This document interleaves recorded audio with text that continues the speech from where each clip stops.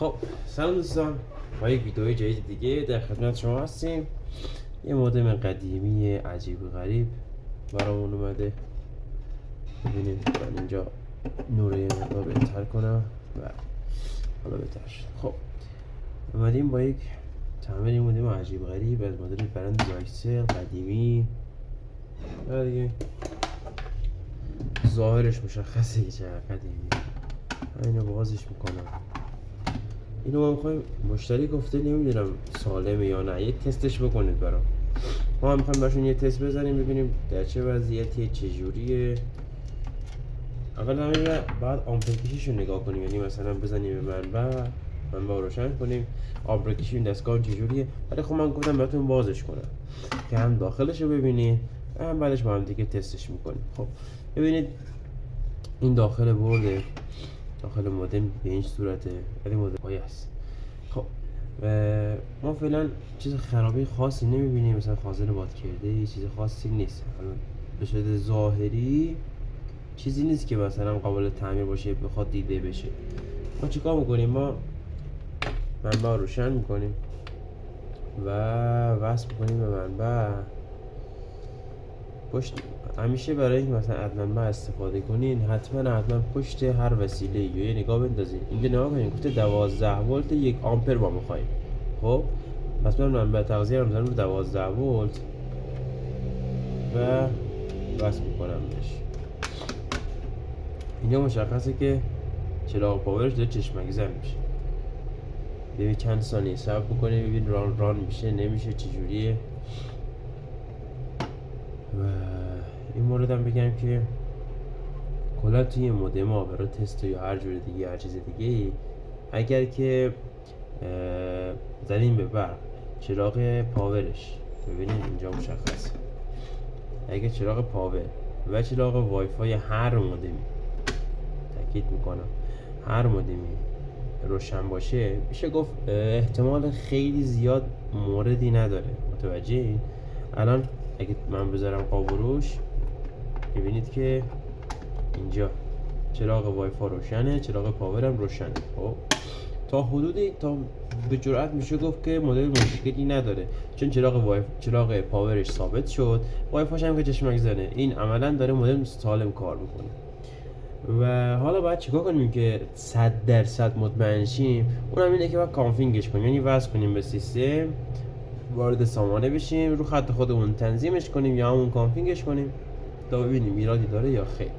حالا من ویدیو رو متوقف میکنم، اینو وصل میکنم به سیستم، از همون روی سیستم براتون میگیرم ببینید در چه وضعیتیه و آیا اوکی نیست و چه جوریه. اینا با هم راه باشید.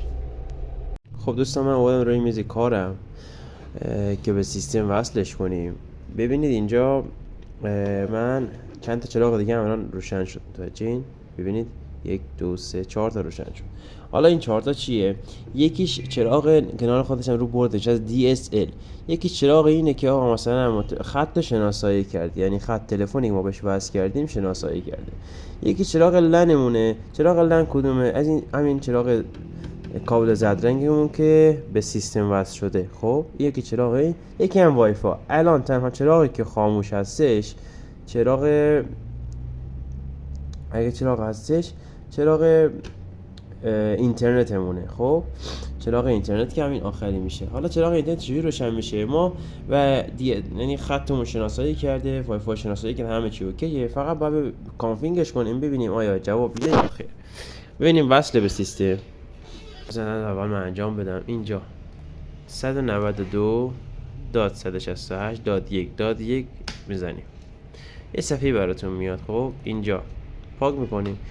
به طور کلی یعنی برای تنظیمات هر مودمی صفحه اول که میخوایم وارد چین ادمین میزنیم، یعنی مثلا یوزرنیم اگه خواست، اینجا فقط پسورد میخواد. خب یوزرنیم اگه خواست ادمین میزنیم، پسوردش هم ادمین با حروف کوچیک. بعد از ما مثل این نوشته از go to wizard setup، خب go to admin setup و بقیه چیزا. ما میخوایم تنظیمش کنیم دیگه، ویزارد setup رو میزنیم که کارمون راحت تر باشه. این صفحه جدید باز میشه. همون اولی رو میزنیم که گفته اینترنت وایرلس ستاپ، پایین کار نداریم. اینجا خیلی مهمه، دقت کنین دوستان. مدل PPPoE باید من باشه. بعد واسه یه مودم های خط ثابت یعنی ADSL 2 پلاس فیبر نوری نه ها، خود مودم های ADSL بعد VPIش 0 باشه، VCIش 35. دقت کنین VPI 0 VCI 35. اینجا دکمه نکست رو میزنیم، همه چیز اوکیه، میریم محل بعدی. حالا اینجا یوزرنیم و پسورد میخواد از ما. این به معنای چیه؟ شما مثلا از مخابرات یک بسته اینترنت گرفتین، از شاتل، از سوانل، آسیاتک، فرقی نمیکنه، از همون شرکتی که ارائه دهنده سرویس به شما هست تماس میگیرین، میگین آقا من یوزرنیم پسورد میخوام برای کانفیگ مودمم. من الان مثلا میدونم یوزرنیم پسورد خودمون چیه.